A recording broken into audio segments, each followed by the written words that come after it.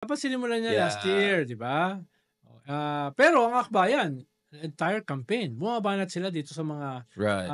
Kaya nga atin to, kayo rin akbayan din yun, di ba? Pro-China, di ba? At hindi sila na-damage. No? Number one pa nga. Yeah, exactly. Number one sila, the highest since the party list system was installed. So, exactly, yeah. Dapat ginawa yun ng iba pang mga anti-Duterte forces.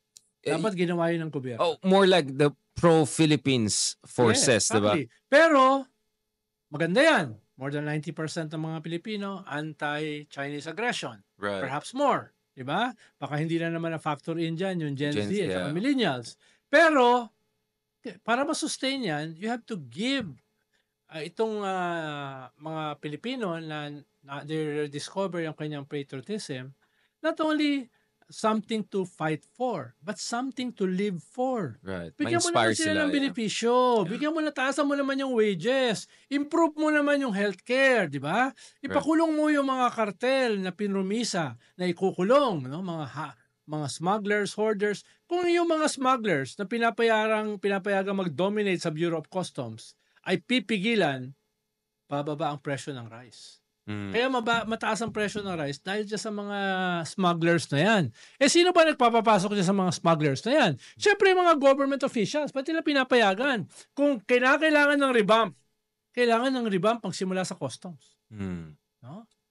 Yung mga basically yung mga departamento na may kinalaman sa mga gut issues. Mahalaga na regulatory agencies like dyan sa Prime Water, yan LUA, no? Anong ginagawa niyan? Sa kuryente, yung mga ERC, NEA, anong ginagawa niyan? No? Buti na lang natanggal yung Secretary of Energy, pero bakit nilipat sa DNR? Wait lang, data natin, guys. I think no, but my point, Sir Ronald, here is yun nga like ito yung difficulty nowadays, no? Like, on one hand, you wanna scrutinize the government, you wanna fiscalize the government. At the same time, this is a government also that is fighting for the West Philippine Sea. And then the closest alternative to this government is the fear na babalik, basically yung Team China, allegedly, right? So how do you balance that? Is it about constructive engagement? Because some people are saying maybe the way forward is for the genuine opposition to have that kind of judiciousness, to understand na, of course, you have to fiscalize the government. Trabaho nila, obligasyon na yan. And I think President BBM, in fairness, also got the message, or at least he said that in his in a podcast episode recently. But how do you balance that? Because I think we have been very clear about this. Sa akin palagay, yung kritisismo ng budget ng gobyerno, no matter how legitimate it was, I think it really got out of control when suddenly it was called as like the worst budget ever, most corrupt budget ever. Like, how can you say that? Parang, hello, like, Farmali, hello, like, and I feel that was weaponized by the Duterte side. So how do you make that kind of balance? Ang hirap, di ba? Medyo difficult siya. Yeah. Dalawa kasi yung labanan. Kalahati ay messaging, narrative. Kalahati ay substance. Right. No? Usually, yung messaging mo tsaka narrative, pinanggagalingan niya yung substance. Kaya nga, dapat dyan, reform package. Dapat dyan, mga commitment sa SONA, ginagawa, di ba? At ikalawa, yung revamp. Dahil nag-i-implement, nagpapatakbo ng gobyerno, itong mga cabinet secretaries, na for a long time, hindi mo masyado marinig. No? At parang hindi nila ina-absorb yung mga banat sa presidente. Parang yung presidente nag-absorb.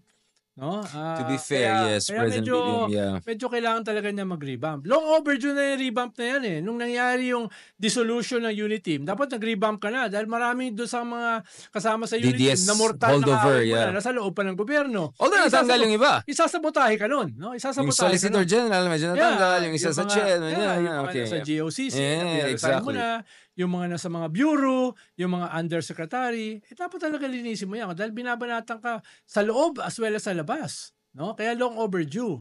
Pero ngayon, sana tuloy-tuloy na.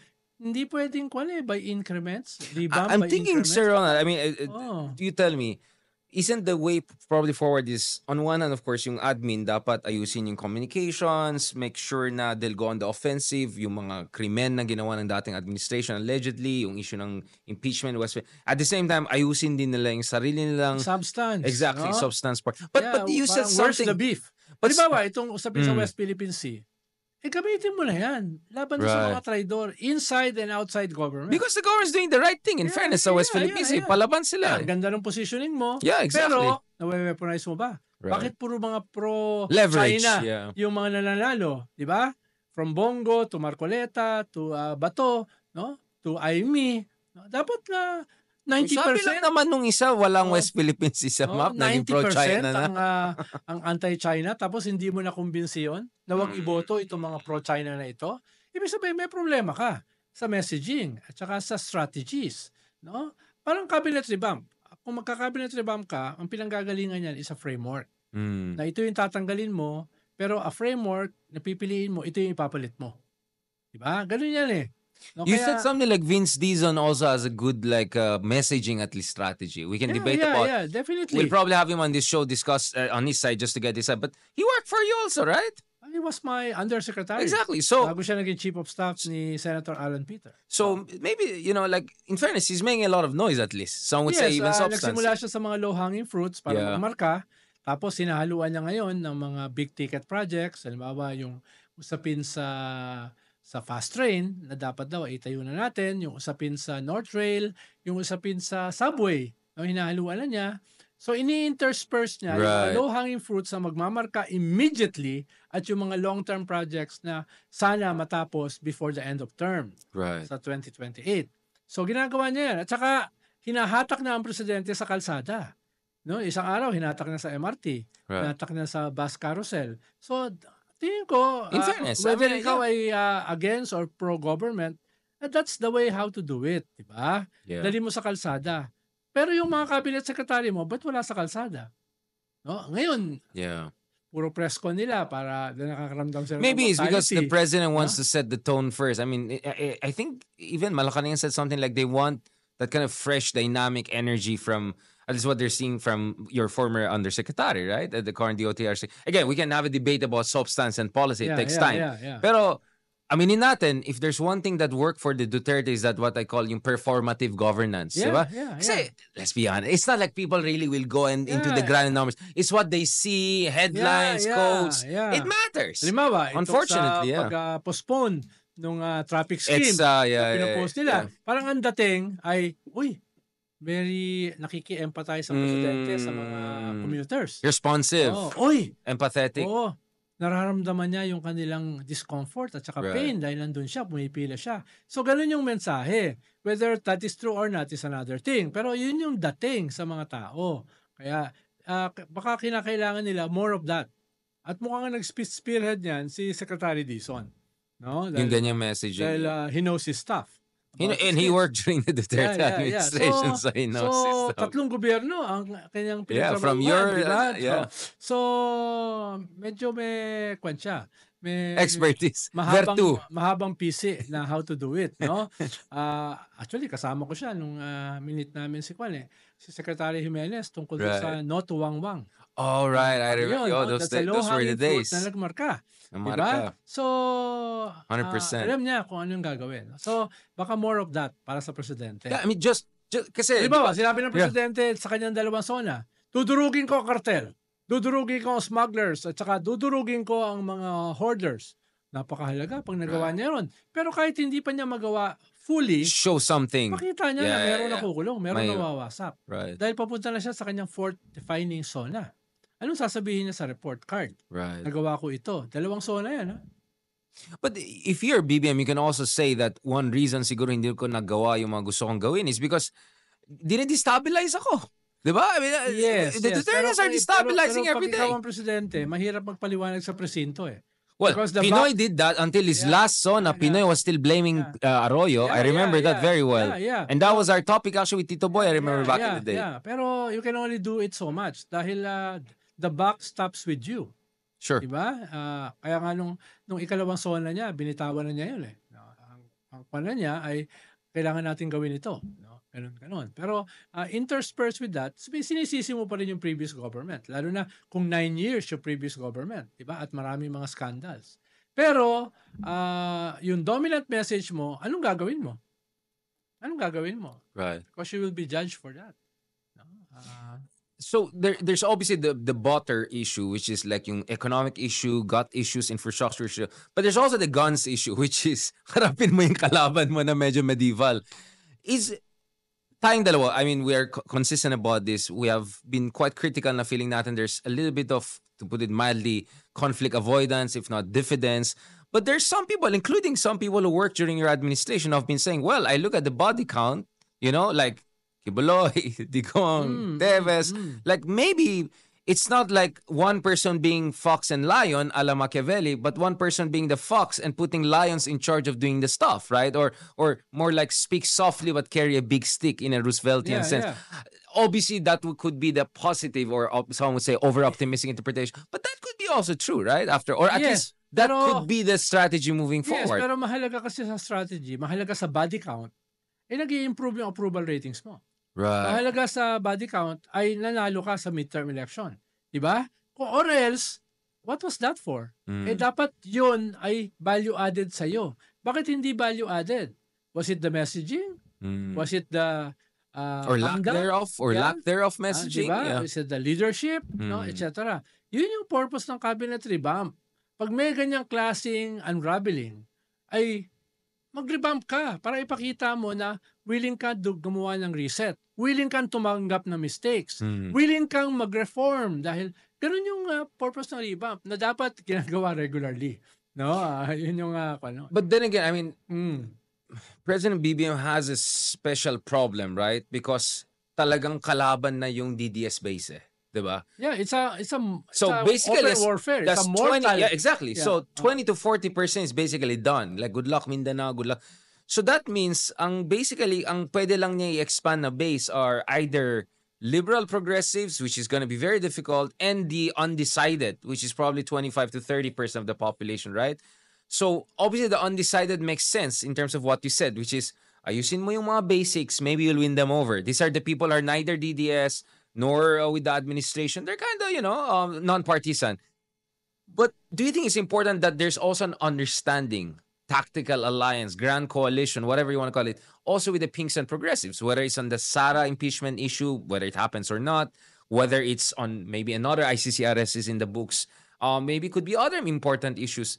Do you think that's an inevitable path that has to be taken by the government? Kasi yun nga, you lost na that 20 to 40%. Malaki yun eh.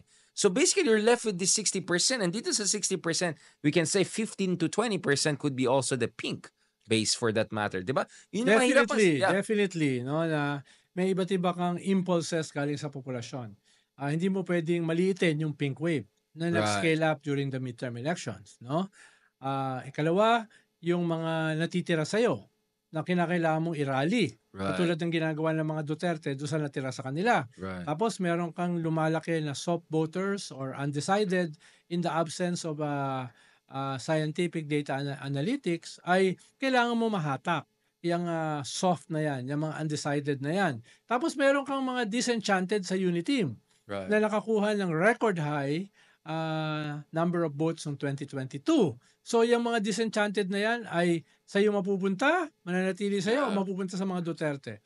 So, iba-ibang kanyan na strategy, segments. Iba-ibang stratification yan. Pero kailangan mo ng general strategy at saka specific strategy sa bawat stratified na mga segments na yan. Di ba? Katulad ng iba't ibang mga rehiyon, iba-iba yung strategy mo. Pero may general strategy ka against impunity. May general strategy ka about national sovereignty. West Philippine Sea. May general strategy ka about massive corruption. Pero i-specify mo yan halimbawa sa Gen Z, halimbawa sa millennials, halimbawa sa boomers katulad mo, no? Halimbawa sa young boomers, old millennial. So igaganon mo yan, no? But who is doing that? Right. No, who is doing that from the government? There has to be that center of gravity. Yes, sino yan, no? Hindi naman yan kaya ni E.S. Bersamin. Hindi naman yan kaya ni Anton Lagdameo. Siyempre, wala rin naman yan sa wherewithal ni First Lady. But some would say, what about Trillanes coming in? I mean, his name is popping up a lot. Yes, meron siyang capability at wherewithal para gawin yan, no? Kung ginawa nga niya yan before the elections as a member of the cabinet, halimbawa political affairs, ay may impact yan. Actually, ginagawa na niya yan habang tumatakbo siya sa Caloocan. Informally, pero ngayon may 1 year independently, Pero gawin niya not as a official of the government but unofficial. Right. Tapos after 1 year, tsaka siya pumasok. So, people like Trillanes can do that. Or at least be part of a team na Exactly. gagawa niyan. Pero for now, sa vantage point ko, wala akong nakikita. Na May kulang. There's some vacuum. Walang assessment, walang strategy, at walang mga tao na dapat gumawa nung dapat gawin. Well, probably the normal advice would be because the Pinks and the liberals were the ones who fought for 6 years against Duterte. So they have the knowledge. Trillanes, obviously, as a progressive liberal, he has the knowledge in ways that the loyalists would never have because they were allies with the Dutertes, right? So that's why inevitably there'll be some interface, but maybe tactical in principle, especially. And eventually, Yeah. Kung hindi ma-impeach si Sara, there might be a united front of all No choice. anti-Duterte No forces choice siguro going to yan. Yeah. 2028. Popular front. Diba? National front. Kung ma-impeach si Sara, perhaps malelevel yung playing field, maraming tatakbo. Pero sa ngayon, hindi mo na pwede i-count out yung Pink dahil they are now a contender for 2028. Or at least Kingmakers. or at least potentially. bahagi Yeah. ng significant part of a broad coalition. Let's talk about that 2028, right? So as it stands, mukhang malabo na ma-convict si Sara, but you never know, right? But the only question is that, like, is she gonna go into 2028 if ever she's not found guilty? Is she gonna go there in a strong resurgent position or a semi-damaged politically position? Those are obviously each of those scenarios will have their own counter strategy. Pero what's clear here is that yung Pink din hindi monolithic eh, 'di ba? Riza Ontiveros represents a very different kind of a brand and approach to progressive governance kumpara sabihin natin kay Bam or Lenny na more centrist, non-confrontational, even a bit conservative on some social issues kumpara mo naman dun sa, for instance, LGBTQ, and divorce, other issues where Riza Ontiveros is much more center-left, diba? As early as now, I'm hearing words about like primaries. But primaries happen within an established political party. As of now, everyone is, singing to their own tune. So, heading into 2028, what do you think is important for the Pink movement so that they're not just parang minority player, but they're a legitimate third force? But to do that, they have to first consolidate their base. Diba? Yun yung sinabi ni Percy Sendanya, Congressman Sendanya. And yes, yun naman ang strength tsaka weakness ng isang movement. Kaya ang tawag Pink movement eh. Yeah. Hindi Pink party. Mas inclusive siya. Yeah. Baka ang model mo para sa isang centralized consolidated party ay Communist Party of the Philippines na humihina. Diba? Humihina, Yeah. no? At yung mga ibang Bakit kaya? No, actually, that's a good aside. Dahil Why did they perform so bad? Pag humina ang armed struggle, humihina rin yung political movement. Humihina rin yung mga mobilization, United Front, yeah. no? Humihina rin yung mga negotiations sa mga mayors, di ba? At yung red tagging nakatulong diyan, no? Pero yan ang pwedeng centralized na hindi na kailangan ng primaries diyan. Pero as a movement, iba yung processes nyo. As a movement, iba yung ibig sabihin ng inclusivity. No? At yan ay may proseso ng pag-uusap. Pero ang kinakaharap kasi nila is their own political survival or even physical survival.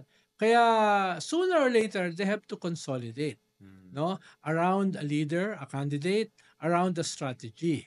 No? Sana gawin din yun ng ibang mga forces para pag nagbuo ng United Front, meron kang pinanggagalingan, di ba? Ito yung iyong pananaw, ito yung iyong standpoint, at sa negotiations, yun ang dadalin mo. Kesa yung wala kang dadalin, panggulo ka doon sa United Front. Right. Kung meron kang dala, at least may basis for negotiations. Basta ang nag-unfold ngayon collectively is their own political and physical survival kung manalo yung mga Duterte. Hell to pay yan. Sure. That will be hell to pay. That, No? yeah.